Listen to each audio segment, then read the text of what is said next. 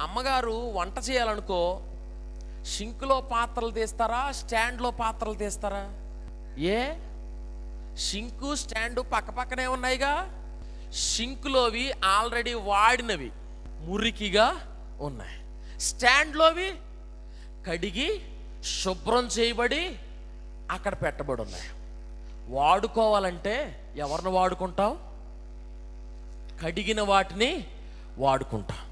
ఇక్కడున్న కొంతమంది యవనస్తుల్ని కొద్ది రోజుల్లో తన పని కొరకు వాడుకోవాలనుకుంటున్నాడు.